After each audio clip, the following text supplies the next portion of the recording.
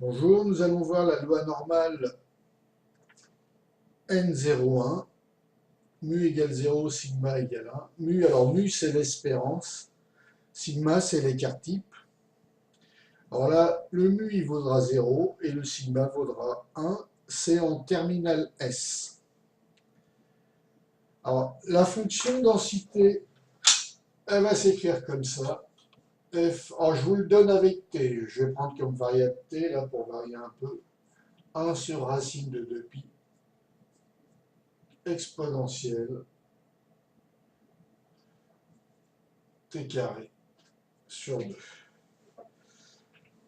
Or, cette forme de courbe, voilà ce que j'aurai. Courbe de Gauss. Et ici, je serai à 0. 0, les axes des x. D'accord? Et là, ça sera la valeur de l'espérance.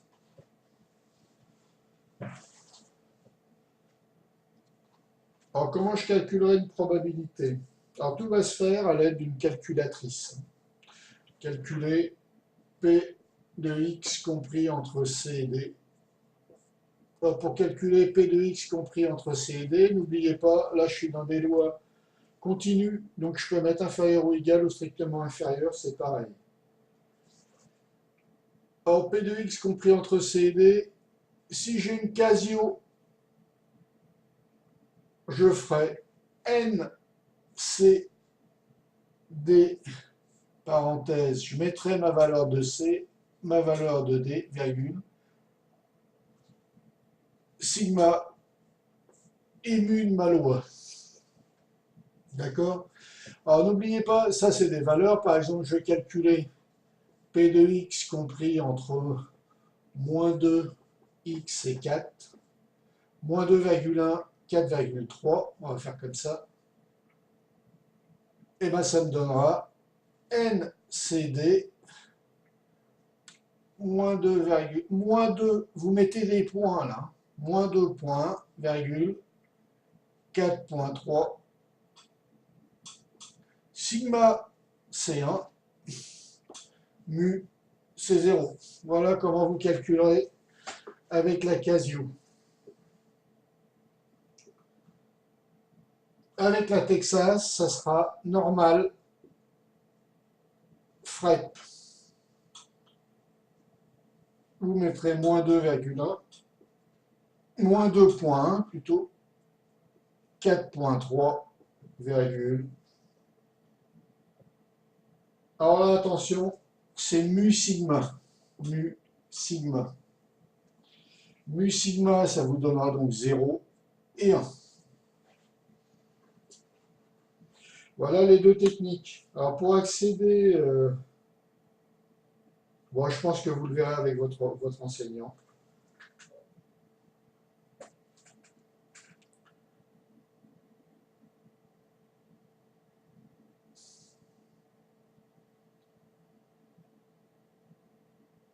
Ensuite, comment calculer...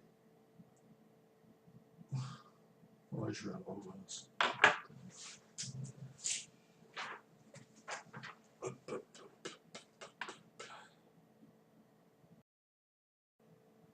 Bonjour, là nous allons étudier la loi normale N01, qui est une loi à densité de variables continues. Alors, N01, ici le 0, ça veut dire que le mu, n'oubliez pas, le mu égale 0 et le sigma égale 1. La fonction densité va s'écrire comme ça, f de x va être égal à 1 sur racine de 2pi exponentielle x au carré sur 2. Sa courbe représentative sera comme ça. Ici, j'aurai ici les axes, ma variable x. Ici, j'aurai l'axe. Ici, j'aurai mu, ça sera l'espérance, égale à 0. Et ici, je vois qu'elle est symétrique par rapport à l'axe OY. Donc, toute sa probabilité vaut 1. Ici, cette moitié-là, la probabilité vaudra 1,5. Le total vaut 1. Donc la moitié vaudra 1,5. Comment on calcule une probabilité? Alors tout va se faire à la calculette. P de x compris entre C et D. Alors si vous avez une Casio,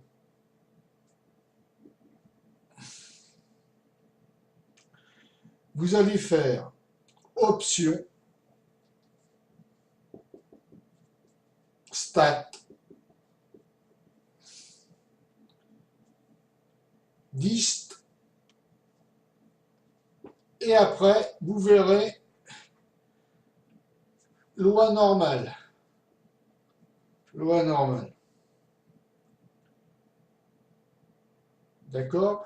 Et ce que vous verrez, c'est NCD. Ici, vous mettrez votre probabilité C.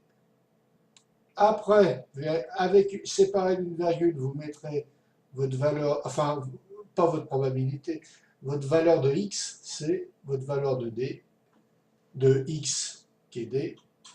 Et après, vous mettrez votre sigma et votre mu. Votre sigma ici, il vaut 1, votre mu, il est égal à 0. Alors exemple, je prends deux valeurs, de moins 2, 4. Alors moins 2,1, 4,3. Et bien ici, je mettrai moins 2,1. N'oubliez pas, je mets un point. La virgule, je la remplace par un point. Et ici, je mettrai 4,3.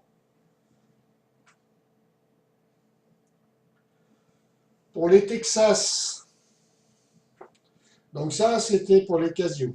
Option, stat, dist, norme, et vous trouvez NCD.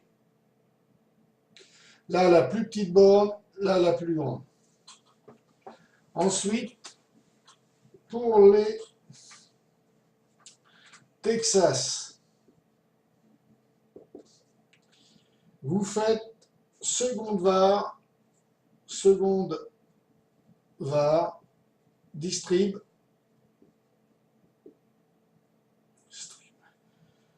et vous arrivez sur normal fret. Et là, vous mettrez la valeur de C, la valeur de D.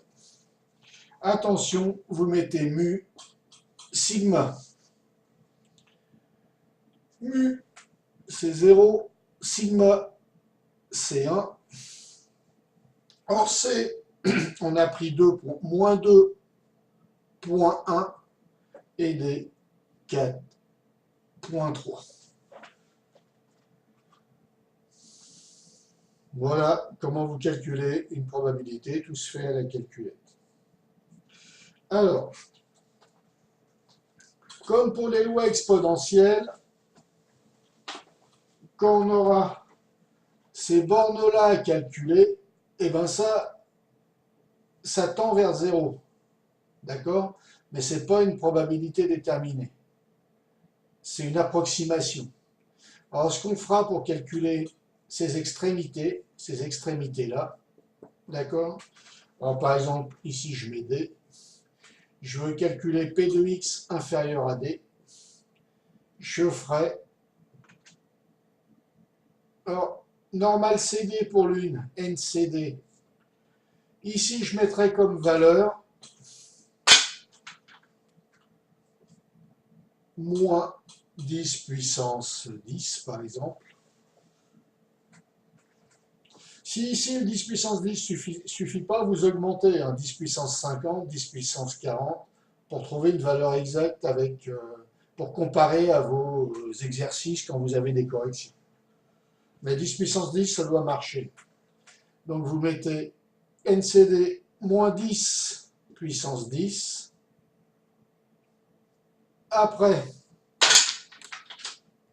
ici on va mettre à D, on va mettre 3,2. Non, on va mettre moins 3,2, moins 3,2.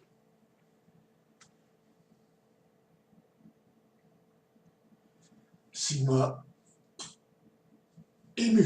Sigma, on sait qu'il est égal à 1. Mu, il est égal à 0. Et voilà comment vous calculerez votre probabilité. Pour ce qui est... Donc, vous remplacez la borne minimale ici par moins 10 puissance moins 10. Moins 10 puissance 10. Et sinon, vous ferez normal FREP pour la Texas. Moins 10 puissance 10, virgule, moins 3,2, sigma, et mu, sigma égale 1, vous le remplacez par 1, mu égale à 0, vous le remplacez par 0. Même principe, si vous avez, par exemple, vous voulez calculer l'autre côté, P de x supérieur à D, et bien vous dites,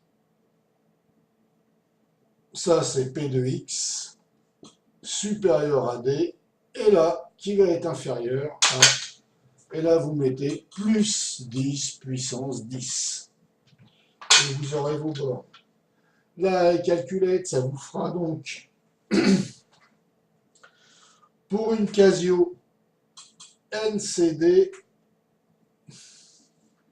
ici, la valeur de D, on va prendre, on avait pris moins 3, je ne sais plus combien on avait pris, je prends moins 3,1, moins 3,1, virgule, plus 10 puissance 10, virgule, sigma mu.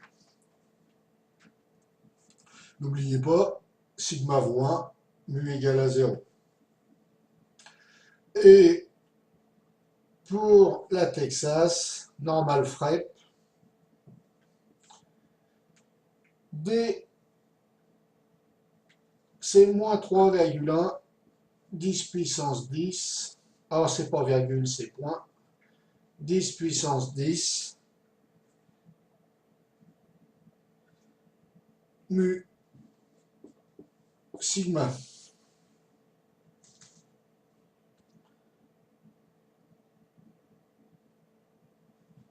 Voilà. Alors maintenant, vous pouvez calculer quelque chose d'autre. Alors pour calculer une valeur de x inférieur ou égal à a. D'accord? A. Et vous voulez, on devra vous donner la valeur de la probabilité. Ici, on devra vous donner le résultat de la probabilité de x plus petit que a. Par exemple, on vous donne 0,9. Pour calculer cette valeur a, vous pouvez le faire. À la Casio, vous pourrez faire inverse, alors avec le même déroulé, c'est-à-dire que la même démarche, option, stade, 10, norme. Inverse 0,9, virgule, sigma mu, et ça sera égal à la valeur A, c'est-à-dire la valeur de la variable. Ok, la borne supérieure de la variable. Et je veux à la Texas, vous ferez frac normal, 0,9, mu, sigma. Et ça sera égal à A. Ça vous permet donc de calculer une valeur de x connaissant la probabilité. D'accord? Et ça vous donnera le A. Alors ça sera très utile pour calculer des sigma et des mu, ou des mu, pour les lois normales, mais les lois suivantes, ça sera sigma, mu sigma carré. D'accord? Inverse, frac normal. Bon, ben voilà pour le cours sur la loi normale N01. Et maintenant, nous allons passer à la loi normale